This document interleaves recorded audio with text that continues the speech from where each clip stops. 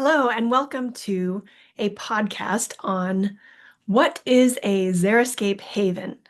I will be posting this podcast to my YouTube channel as well, which I will mention at the end and perhaps add a tag or something. We'll see. I'm Amy Johnson, and I am actually also creating this video recording slash podcast for the purposes of my meetup group, which I just took over organizing here in the Metro Denver, Colorado area. That meetup group has been about gardening even before I got involved. Now I have changed the name to Xeriscape Havens, so I thought it would be helpful to talk about what I mean when I say Xeriscape Havens and what I don't mean. Excuse me. So I just wanted to talk about Xeriscape in particular because there are a lot of misconceptions about what that means.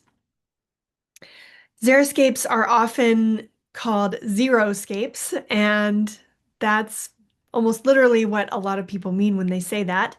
They generally like to just take out all their plants and put down probably some weed barrier and then some rock on top of that. So if you've seen it after the fact, you may not realize there's weed barrier underneath, and you primarily see the rock on top. The problem, there are multiple problems with this.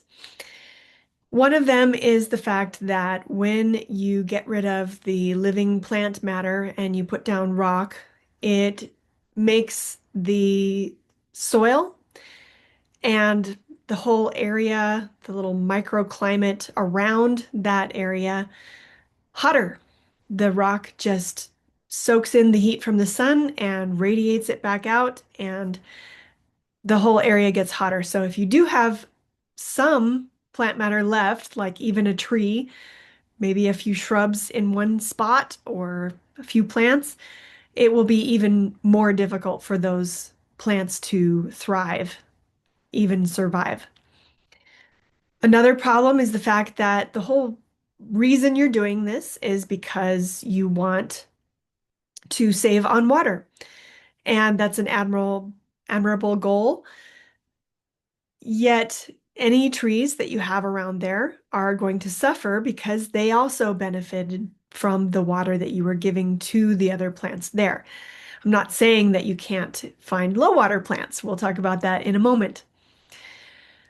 But when you just have rock, people generally don't water at all over that rock area, and the tree roots go a pretty long distance, generally the same distance as the branches above. So that gives you an idea of the area over which they like to try to get water. Oftentimes there are sidewalks next to those areas where the trees are, so they're not getting water from the sidewalk area because that's impermeable. It's an impermeable surface. Water cannot penetrate the sidewalk generally, unless there are a lot of cracks. So adding the rock and then not watering that area causes even more difficulty for the trees. Another problem is that the weed barrier and rock are not all that effective in reality at keeping weeds from growing. Some of you have probably seen rock areas that seem to stay completely weed-free for a very long time. If you haven't done this yourself, you may not realize that the way they're actually keeping those areas weed-free is by using broad spectrum herbicide like Roundup. And you may or may not be aware of all the problems that they are gradually discovering with the widespread use of Roundup. So, not only can that Roundup or broad spectrum herbicide cause problems for our entire earth, but even just in that area, the trees can suffer from it. Any plants nearby can suffer from it. If the plants don't die, which sometimes they don't, and in fact, they're actually breeding and genetically modifying plants so that they can survive Roundup, so that you have only the plants you want growing. And this might sound like a great idea. However, those plants still take up the Roundup, the herbicide. And if they have a flower, which if they're any kind of plant, they do have a flower, even if it's not something that you recognize as a flower that's very showy, the bees are going to come and they're going to suffer from exposure to the herbicide that that plant has taken up into its system. So if your tree has started having problems, those are two reasons why that may be if you have some rock area around.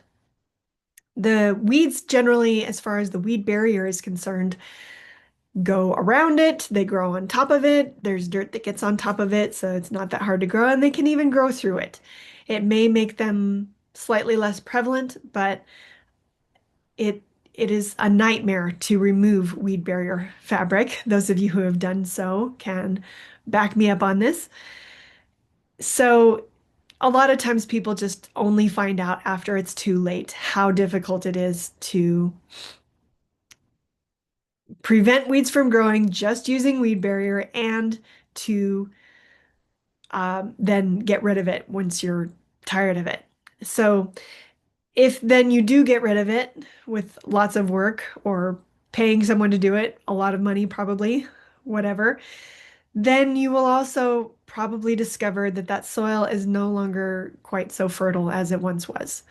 Not only has it probably been exposed to herbicide, not only has it not had as much water as it did before, but also because the plant material was removed from that area, there is no longer the carbon in the soil, and potentially not even as much nitrogen as it would have had, not because you are necessarily fertilizing the plants that were there, but for example, clover is a fairly common volunteering plant that grows in areas even when it's not planted.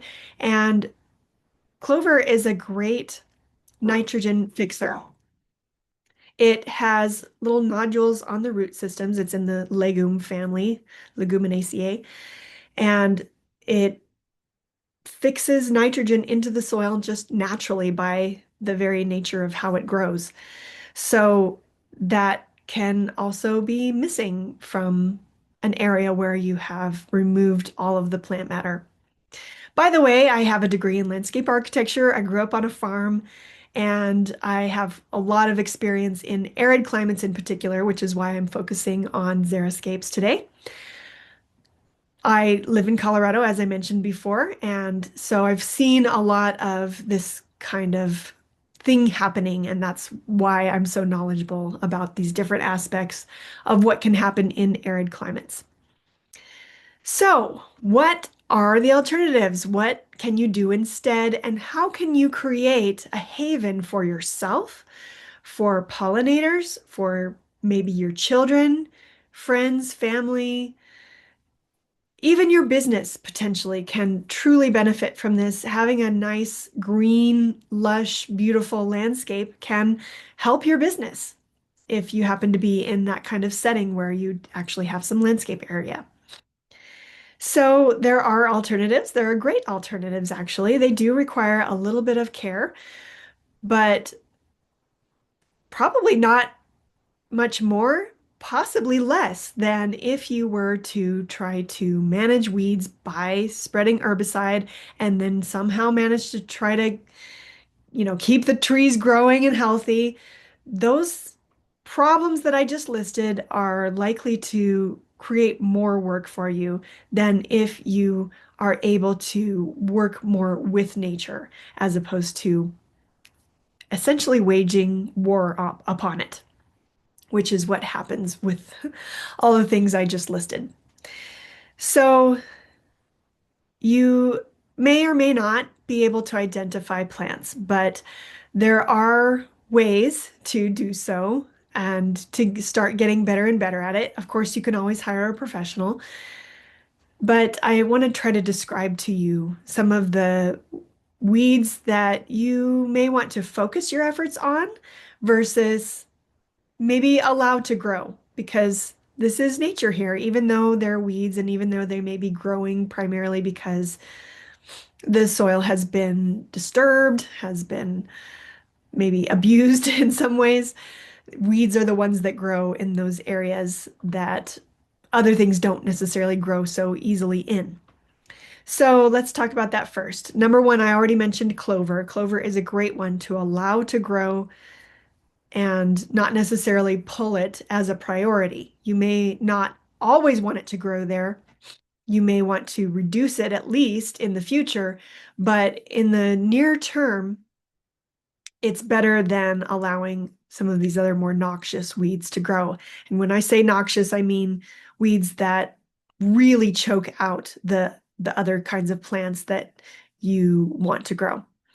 And that includes natives a lot of times.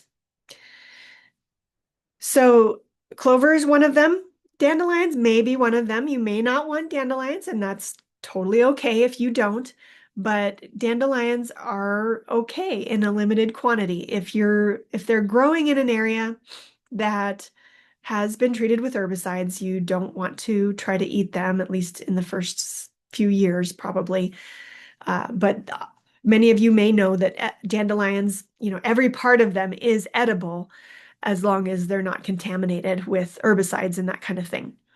So they can be a nice one to allow to grow if you're okay with that, especially at your home where it's okay, especially in the backyard. Another one might be salsify. That's a little bit of a harder one to identify, but it also has a yellow flower. It does get taller than the dandelions. So if you have ordinances in your area that prevent you from having weeds over a certain height, you want to definitely keep that one to the backyard. Salsify also makes the same kind of seed head that a dandelion does, only bigger.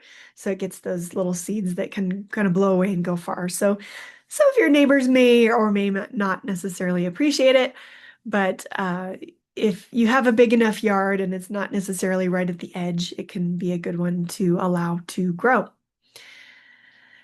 There are trees that will volunteer to grow, and if they're not in a good place, then they would be considered weeds, probably. Bad places for trees to grow are too close to building foundations, I would say 10 to 15 feet, depending on the size of the tree. And of course, that depends on whether you can accurately identify it.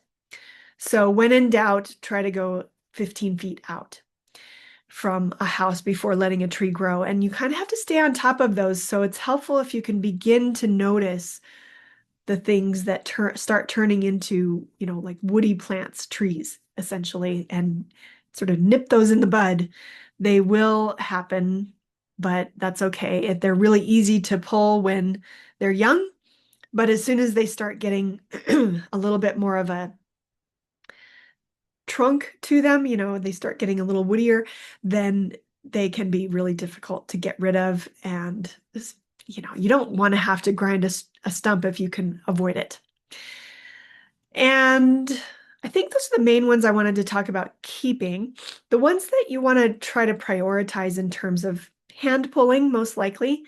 And it's okay if you don't necessarily get all the roots on these, just kind of chipping away at them is a good method for some areas at least, probably smaller areas.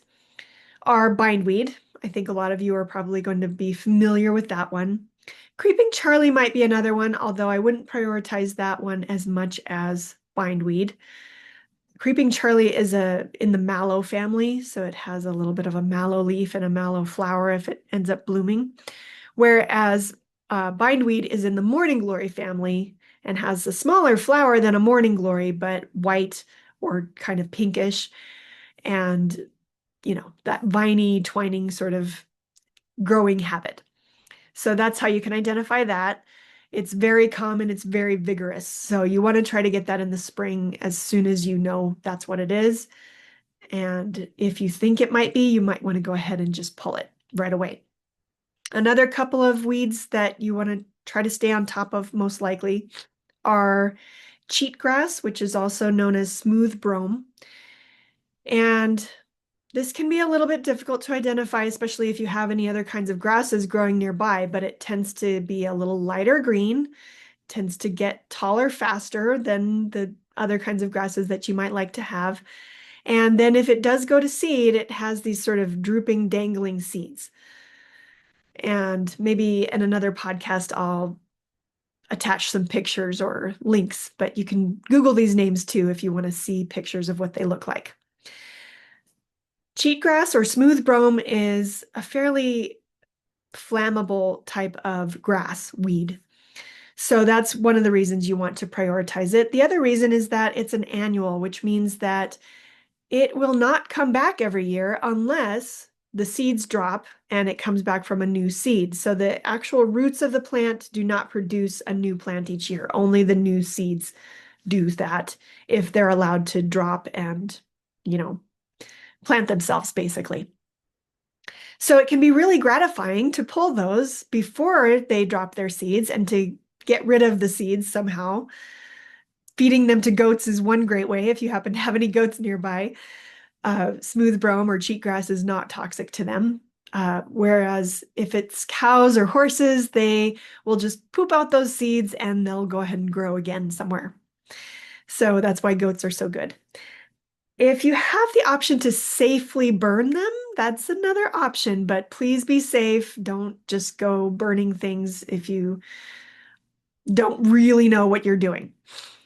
Otherwise, bagging them, just trying to be really cautious about bagging them and disposing of them that way so that they don't propagate themselves. Another kind of grass is crabgrass. This one is a little more distinct because it just really sends out these, I almost want to call them rhizomes, but I know that's not the right term for this.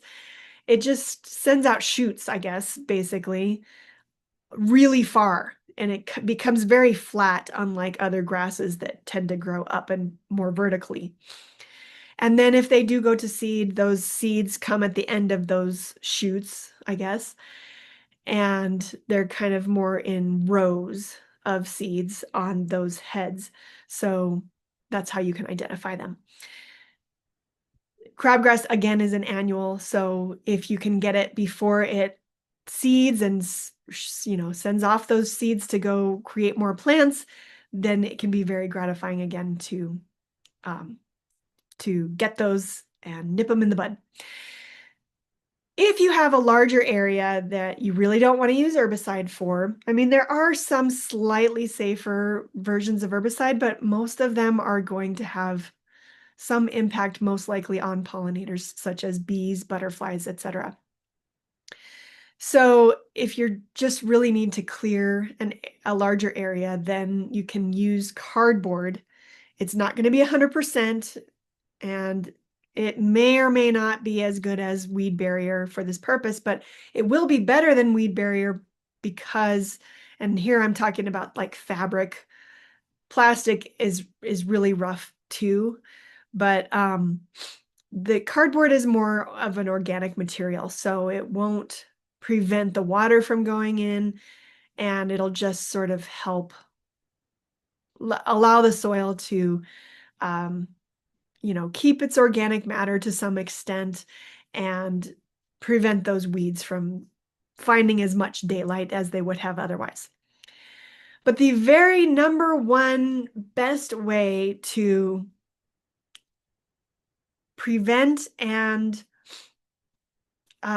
choke out basically weeds is to find other plants to start growing there. And that's why I started talking about the kinds of weeds or plants volunteering that you might want to let grow if it's the right place and if you're okay with it.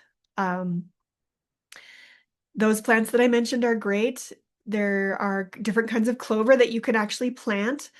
If you start with seeds, that can work, but it can also take a little time. So you will have to keep weeding more so, before, while those are trying to take hold. Planting with starts, whether it's a really small 2.5-inch pot or, larger types of plants that you can get going. If you can find ground covers, that can be really helpful. They may not choke out the weeds 100%, but ground covers will do the best job in terms of spreading more quickly and being a plant that is better than the weeds, especially like bindweed and those that I mentioned. If you have a large area, it might be helpful to get some sod professionally installed, because the problem with seeding, as I mentioned, is that you really have to be diligent about the hand pulling the weeds and even understanding which ones are weeds. It can be very difficult while you're waiting for a lawn to start simply from seed. So that is an option. If you have it professionally installed, they should probably have some recommendations that they can offer you in terms of soil amendments. Soil amendments help the plants that you want to grow better and grow well, so that they can better choke out the weeds and hold their ground essentially. There are different kinds of sod that you can use in arid climates like ours here for a xeriscape. And by the way, xeriscape doesn't mean no plants, as I think I've already explained, and it also doesn't mean that everything takes very little water. You can have a small area of plants that take more water. You just want to keep them concentrated together so that you're only giving that extra water to that concentrated area and not the entire landscape, or not large areas that are just completely mixed with plants that need more water versus plants that need less water. That's really the foundation of what Xeriscape was always meant to be. So there are different kinds of sod that take less water than Kentucky bluegrass. Kentucky bluegrass is the sod that has traditionally most commonly been planted for lawns across the United States. It needs quite a bit of water, although there are some varieties that take less water. You can look into those if you would like. And excuse my sinuses, by the way, there's smoke in in the area right now as I'm making this video, so I can't really help it. But there are also different kinds of lawns that you can use in addition to the other varieties of Kentucky bluegrass that take less water. And they're just all kind of on a spectrum, so you have to do a little research and find out exactly how much they need. Buffalo grass is a great one for needing very little water. You can do it with seed, but it's very difficult, as I mentioned. You can also get it as sod, and it does much better if you're putting down sod of buffalo grass that's already sprouted, already gotten started like that. If you're not really tilling up the soil that much and you haven't done that much weed control before you put it down, it may still need weeding, and you'll have to figure out which ones are the weeds, but it'll be much less than if you started from seed. Blue grama or side oats grama are two other types of grasses that can make a decent lawn alternative to Kentucky bluegrass. Also, there are some kinds of sheep fescue that also take less water. Sheep fescue, however, if there is any kind of foot traffic, if you're using the lawn to play on, especially with kids, then it may take a little more water in order to recover from that use. So again, you can do some research and find out which ones are best for you and your situation. And then I also talked about ground covers before. There are other kinds of lawn alternatives like that. Clover can represent one of those alternatives. Personally, I like to mix it up, but you might want to just, take it one step at a time. And the advantage of doing it that way is that you have the time to learn about the plants as you plant them and see how they grow, see how well they do, see how much space they take up over maybe a year's time after starting with a few. And then you can add to it with whatever you think might do best next. Grasses don't really support pollinators very well either, and that's why I would suggest sticking with only the area that you really need and want as grass. And I understand that people don't feel like they can find different plants to plant over the entire area, especially when they're not using seed.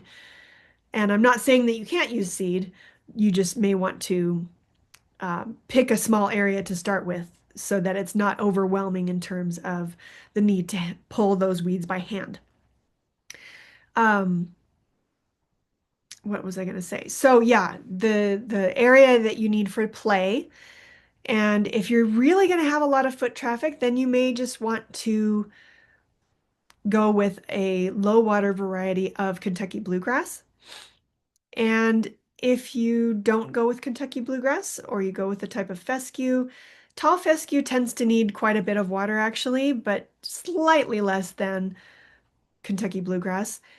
It also depends on how much you mow it. So if you can allow the grass to grow 2 weeks between mowings, that will allow the root system to get deeper, access more water on its own, and not need you to irrigate it so much.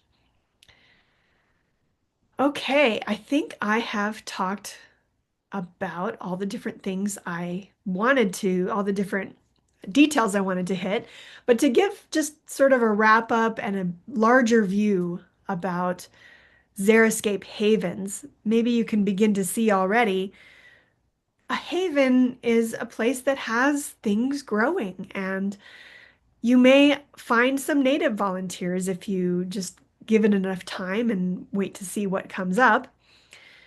Dandelions are not native. I'm not saying that they are, but there are natives that take more water. So just be careful when you seek out native plants that you are actually also finding ones that take less water. Sometimes when people say natives, they um, they actually just mean low water plants. And those two things are not necessarily the same. There are natives and there are low water plants and there are native low water plants. And there's an area where those meet, but it is not universal across the board. So havens have a place where I believe humans can thrive. As I said, pollinators can thrive, children can thrive, animals can thrive. And you do have to be careful with certain plants too, natives included, that are maybe toxic. And if you have animals or children that may try to put things in their mouth, you also want to be careful of that as well. For example, delphinium, or also called larkspur, is one that is toxic, and yet there are native varieties of that. So if you have any growing, don't let your animals or your children put it in their mouth. And don't feed it to any goats, please, or other animals.